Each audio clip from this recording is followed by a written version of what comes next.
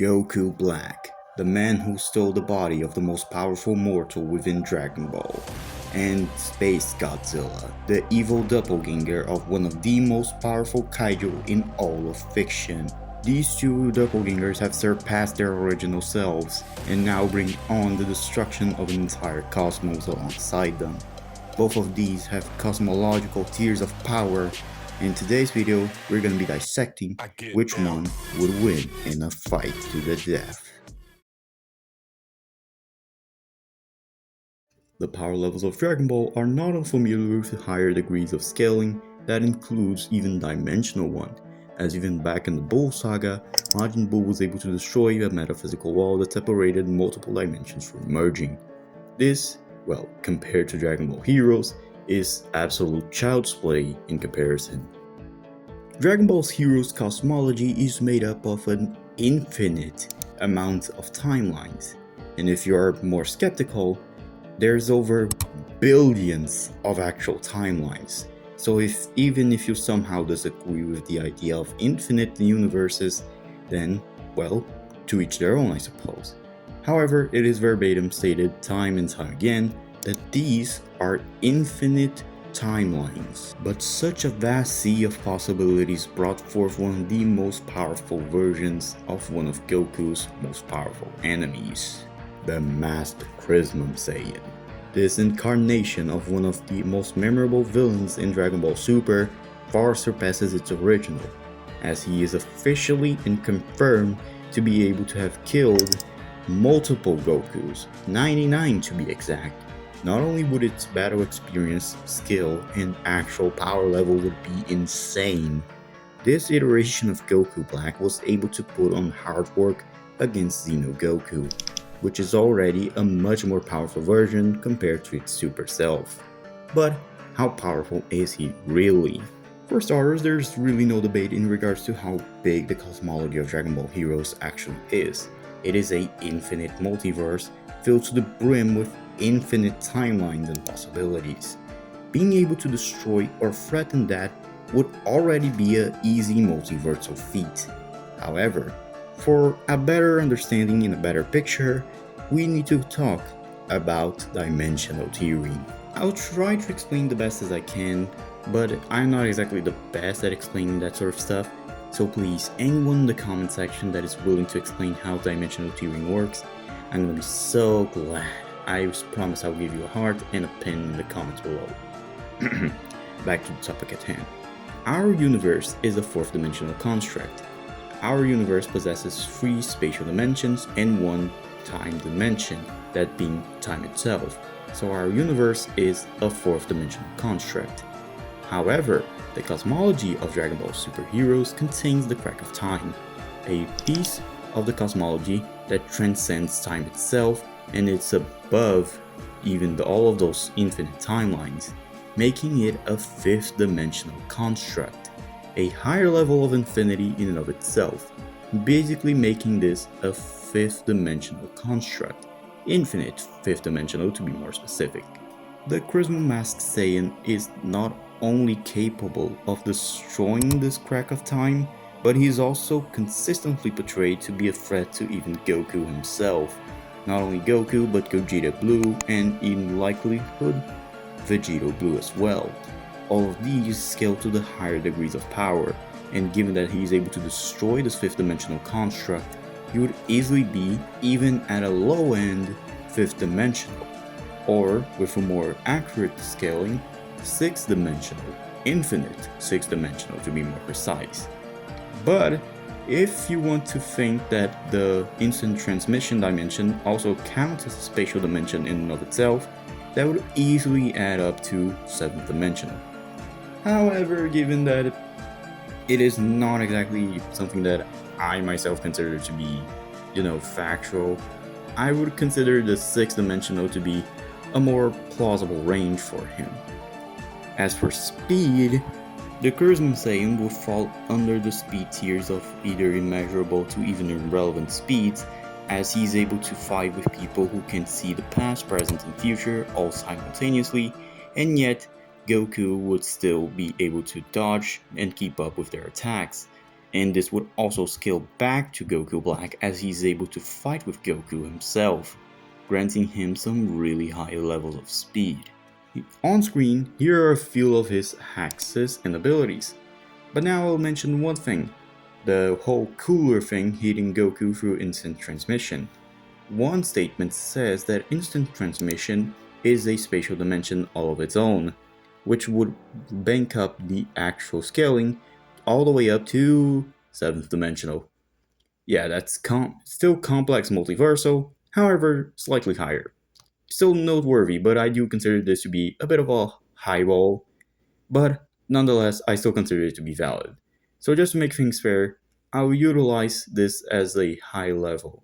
So, without that out of the way, how does SpaceGodzilla stack up?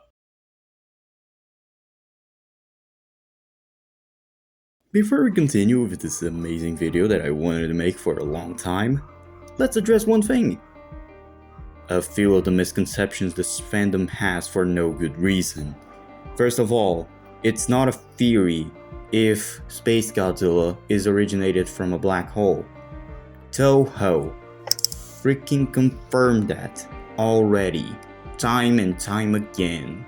Second, supergravity is not a fancy name for his abilities. It is a higher dimensional power, which he himself utilizes, and the other kaiju that utilizes is also a higher dimensional kaiju. So, please, if you are one of those people who just believes Heisei has no argument for being higher dimensional, please get out. I'm not gonna debate you in the comments. Even if all the proof that I show in this video somehow doesn't change your mind, well, I'm sorry, I don't have anything to say. Okay, I just got that out of my chest. Now, back to the scaling. Showa Godzilla, a Godzilla that is directly stated to be weaker than Heisei, is able to compare himself to Zone Fighter. Zone Fighter is able to destroy a 4th dimensional construct with ease, including the fact that Showa King Ghidorah is actually stated to be one of his most powerful enemies, which would easily mean that Showa King Ghidorah is within the 4th dimensional ranges in terms of raw power. But wait, there's more. The fact that there exist 4 dimensions and this 4th dimension is never stated to be time itself implies that there exists 4 spatial dimensions alongside 1 time dimension, meaning that the universe would be actually 4th dimension. Not only that, given that the universe is canonically stated to be infinite, this would also easily mean that the universe is infinite 5th dimension. SpaceGodzilla has statements of being able to actually absorb the power of the universe itself, which easily means he actually is able to absorb 5th dimensional levels of power, which is easily a low complex multiversal feat. However, thanks to a few notes in the Godzilla cosmology, we can actually bump that up quite a notch. Now, this is a bit of transparency from me now. I don't think I did a really good job at writing in my script a way to make this easy to understand as I actually wanted to. So I'll be linking down in the description an actual source that explains this much better than I can. So anyways, I'll still try to summarize this as best of my abilities. Basically, the black holes in the Godzilla cosmology are able to hold infinite timelines themselves. These infinite timelines still hold onto the aforementioned dimension, aka the 5D universe, with all the 4 spatial dimensions alongside time, meaning that the universes that they hold are 5th dimensional.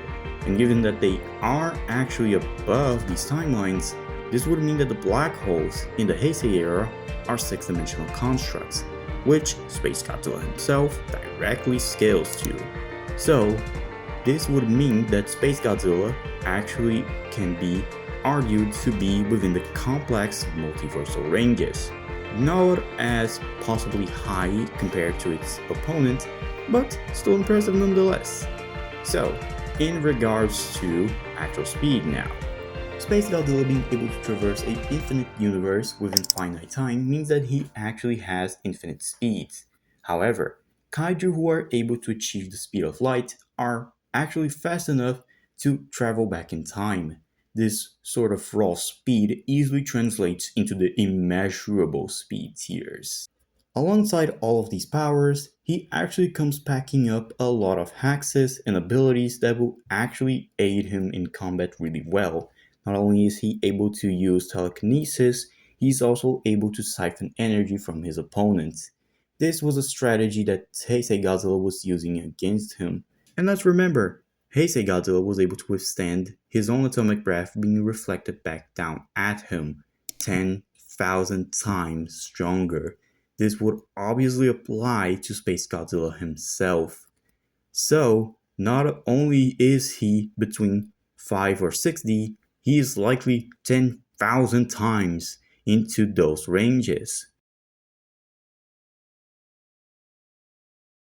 So with all of that covered, who do I think wins? Given that they are both within the same complex multiversal levels of power, who actually wins this one isn't really decided by who's stronger, but rather who can exploit weaknesses the best. And SpaceGodzilla wins this with high difficulty. Yes, the Masked Saiyan is faster, more skilled, arguably more experienced, and stronger. So, why do I think SpaceGodzilla wins? Simple. He does have superior durability, and the gap in power in terms of raw attack potency isn't too far off so that he wouldn't be able to damage him. Not only that, there's nothing really stopping him from being able to absorb the energy that actually the Masked Saiyan throws at him, meaning that he would actually be able to catch up with the Crismon Saiyan eventually in terms of raw power, to the point where he would be easily overwhelmed.